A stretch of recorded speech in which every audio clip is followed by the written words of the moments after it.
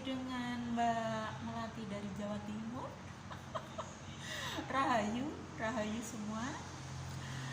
Tetap jaga imun, jaga prokes, jaga happy, sehat selalu. Oke, sahabat Mbak Melati dari Jawa Timur, dimanapun berada, di dalam negeri ataupun di luar negeri. Kita ngobrol-ngobrol lagi tentang Nusantara. Ya, asik pokoknya kalau udah kita ngobrol gitu, kita unek-unek, kita apa yang ada dalam hati kita ungkapkan gitu, enak jadinya. Ya, kita ngobrol tentang apa ya? Tadi di apa di sebuah Facebook itu ada teman yang ada postingan ya, itu judulnya kalau nggak salah susahnya jadi Nusantara. Bisa dimaklumi ya, sangat-sangat susah kalau sekarang.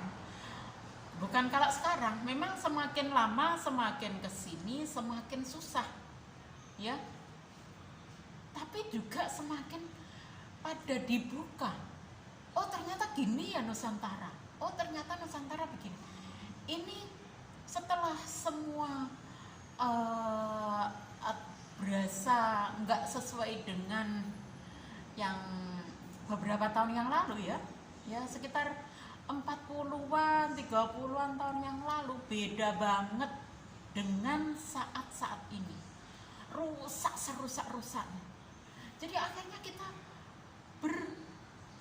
pada berbuat untuk mencari kesejatian ya, untuk mencari ketenangan, kedamaian, kemerdekaannya bagaimana. Kita akhirnya pada mencari sendiri-sendiri. Nah itulah spiritual sejati, justru seperti itu memang. Jadi selama ini kita mengikuti aturan-aturan dari agama luar ya, karena semua yang ditulis di negara itu semua adalah ajaran agama dari luar. Heran juga ya, kita punya kepercayaan sendiri, kita punya keyakinan sendiri yang sudah sangat luar biasa teruji, sehingga Nusantara begitu hebat, begitu luar biasa, sehingga banyak negara-negara lain, bangsa-bangsa lain sama berdatangan ke Nusantara hanya ingin menikmati indahnya Nusantara, menikmati kekayaan Nusantara, menikmati luhur budi Nusantara. Semua pada berdatangan. Itu terbukti, itu berarti bermakna bahwa kita itu sudah sangat luar biasa dulu. Cuma setelah mereka berdatangan itu, mereka menawarkan agama masing-masing. Mereka punya keyakinan, itu ditawar-tawar. Ya tadinya ya nggak bisa. Bukan ditawar-tawarin ya. Intinya ketika mereka datang, ya mereka terus memakai cara-cara mereka beribadah agama mereka sendiri-sendiri gitu ya. Nah itu ada salah satunya atau salah duanya itu dengan cara memaksa. Walaupun mereka bilangnya tidak dengan maksa, tapi dengan cara damai. Itu omong kosong, nol besar banget ya.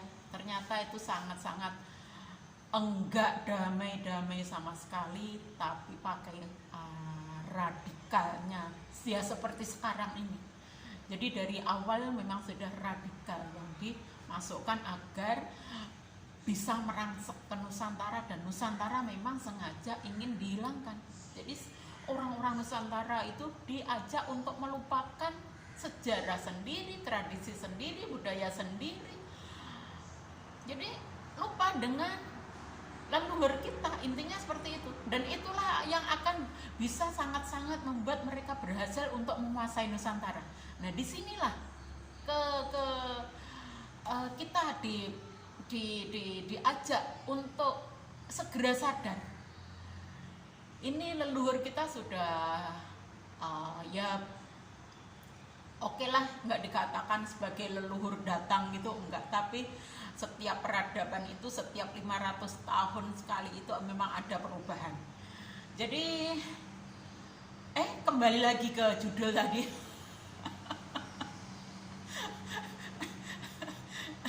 Jadi kembali lagi ke judul, udah melenceng ke mana-mana tadi ngomongnya.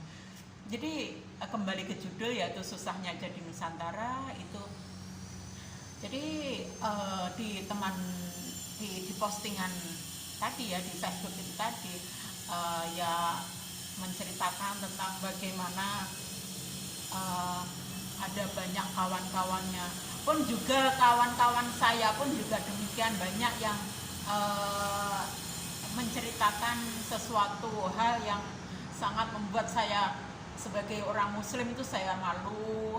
Sebagai orang muslim saya merasa gimana caranya saya agar bisa menolong saudara minoritas saya, menolong saudara sekemanusiaan saya, bukan dalam agama, oke, tapi dalam kemanusiaan.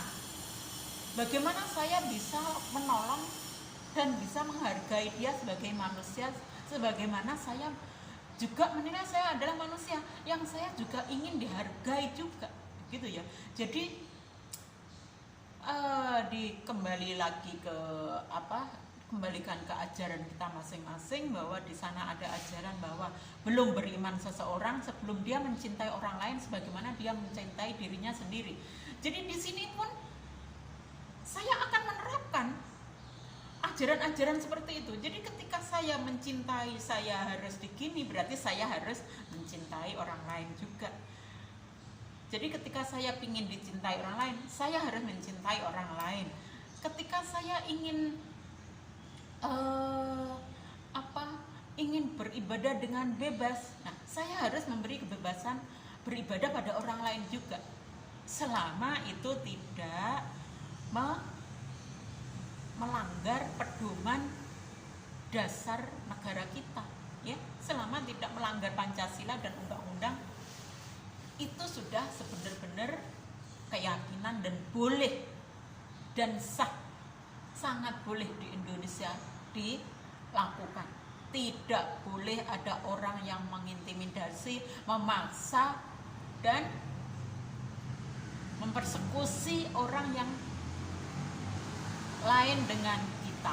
Itu yang harus dipahami, sangat-sangat harus dipahami. Jadi kembali lagi ke judul, yaitu di postingan itu menceritakan tentang teman-temannya, bahwa ketika dia berusaha untuk memakai, misalnya ini, memakai baju-baju Nusantara seperti berudeng, ya, budaya Nusantara itu kan udeng, bukan sorban, bukan apalagi itu kopiah putih, itu bukan sama sekali. Kalau kopiah hitam itu masih juga istilahnya masih termasuk versi Islam, masih ada itu, walaupun sudah dipakai secara nasional, ya. Jadi walaupun non muslim bisa memakai, para menteri itu bisa memakai kopiah, ya kan.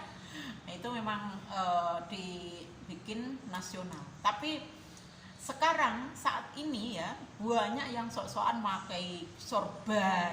Itu budaya mana coba? Sorban itu budaya Arab, ya, dan pakai baju gamis-gamis Arab juga. Laki-laki pakai baju koko, itu budaya Cina. Baju Cina itu bukan baju Indonesia banget. Jadi ketika teman kita tadi memakai udeng, ya, bukan sorban, bukan kopiah, bukan apalagi yang warna putih, ya. Terus ada yang pakai sorjan, baju Nusantara yang itu loreng-loreng itu kalau nggak salah, ya. Saya juga nggak begitu paham dengan baju-baju Nusantara, karena kita ya cuma mendapatkan agama warisan ya seperti ini. Akhirnya kita benar-benar melupakan Nusantara karena kita cuma mengikuti warisan daripada orang tua kita, cuma kita ikuti tanpa kita mengerti apa-apa sama sekali. Dan kita berhak untuk mencari mencari bagaimana agar kita bisa benar-benar bertuhan, ya. Spiritual itu pribadi-pribadi, nggak ada kaitannya dengan siapa-siapa, nggak ada kaitannya sama sekali, ya, pribadi-pribadi. Jadi berhak mencari sendiri bagaimana bisa menemukan Tuhan masing-masing. Itu hak pribadi-pribadi, ya. Jadi ada yang berusaha untuk ketika berkumpul gitu dia memakai, yang perempuan ya, memakai kebaya, memakai sanggul. Nah, itu yang perempuan. Ada lagi banyak tadi yang dicontohkan. Dia ada bakar kemenyan, ada yang bakar hiu, ada yang semedi. Nah,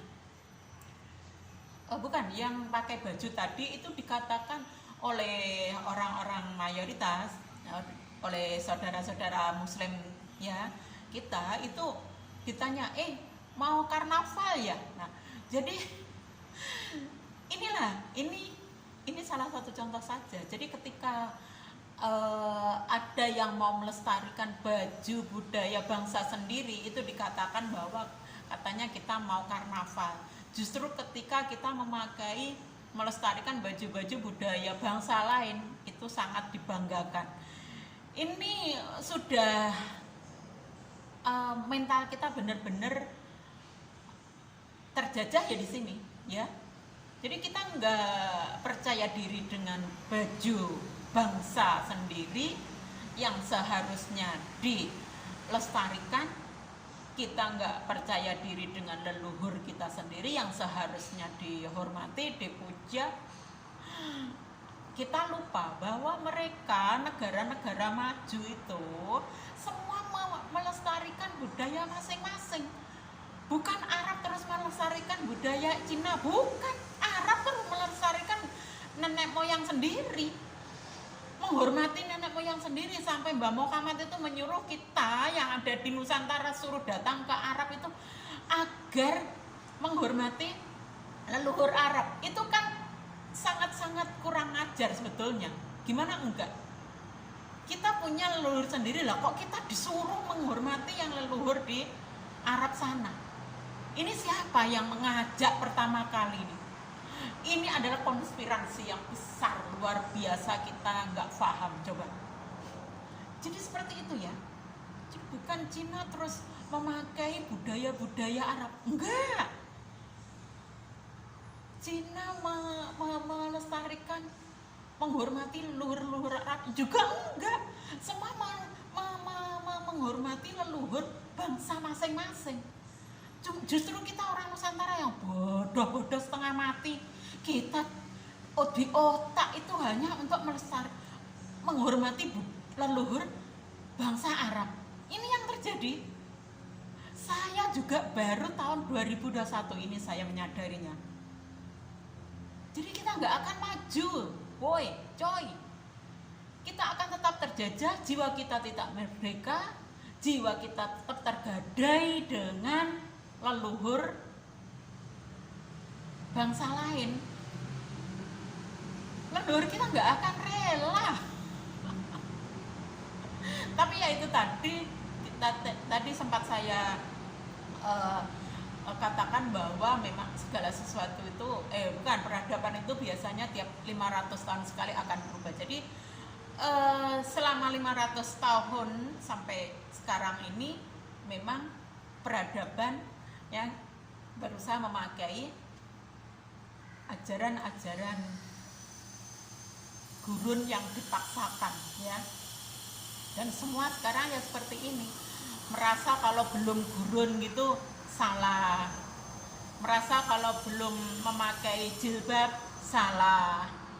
Luar biasa rusaknya. Nah, terus kita tuh orang Nusantara kok dipaksa memakai budaya Arab, itu kan lucu banget. Ini loh nggak dipakai, otaknya itu di mana coba? Seharusnya biarkan mereka mau memakai fashion Arab, kayak mau pakai fashion Eropa, kayak mau pakai fashion Cina, kayak mau pakai fashion India, kayak. Nah ini yang Arab kenapa memaksa-maksa? kalau nggak pakai baju ala mereka terus disalah-salahin, dikucil-kucilkan, itu otaknya mengerikan banget ya. Mentalnya sudah rusak orang seperti itu. Mental penjajah, mental jahat, mau saya katakan mental iblis, iblis itu sangat memuja pada Tuhan ya. Sangat memuja pada Tuhan. Jadi kita lebih apa? Coba. Kita akan kita yang sombong, merasa sudah baik agamanya, merasa sudah sangat, merasa yang lain salah, itu melebihi, sombong banget istilahnya seperti itu. Iblis saja nggak seperti itu.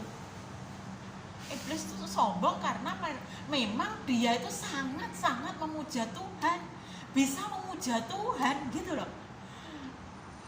Jadi kita itu salah kaprah dalam menilai makhluk-makhluk Tuhan itu ya.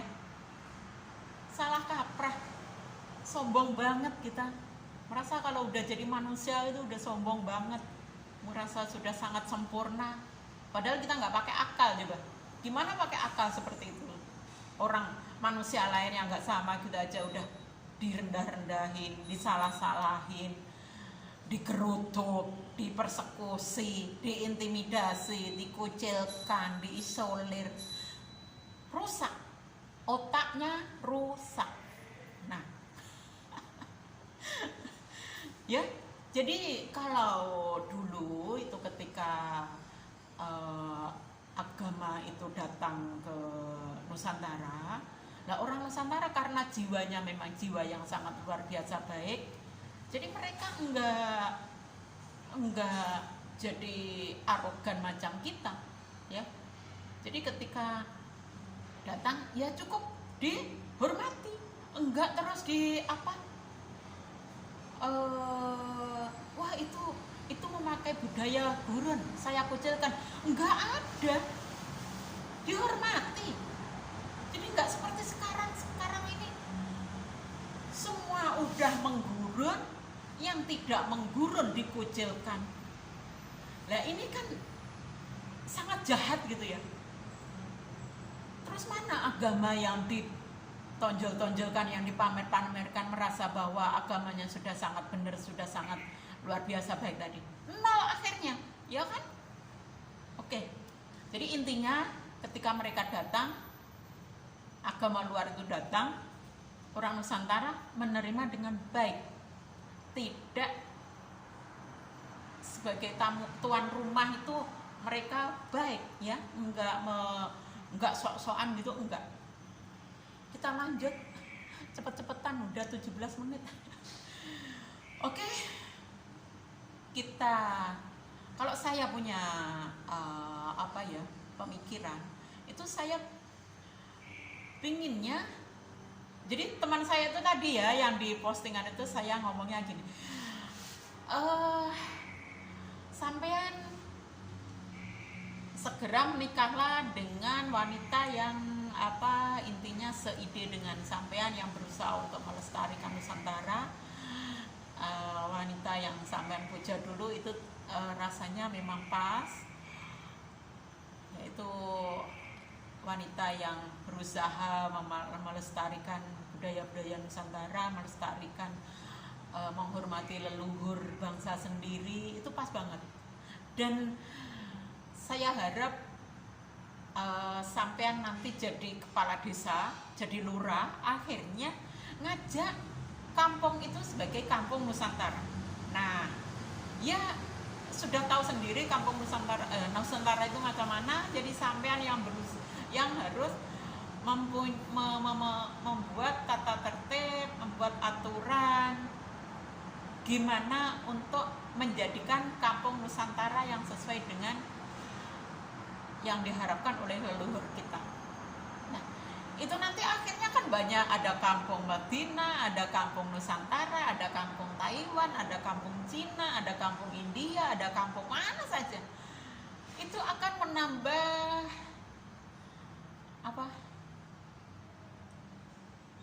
banyak warna di Nusantara.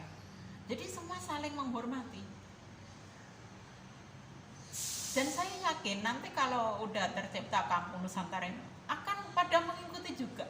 Kalau kita benar-benar bisa membuktikan bahwa Kampung Nusantara itu sangat luar biasa cantik, indah, dan sangat memakai budi, nalar, dan ilmu.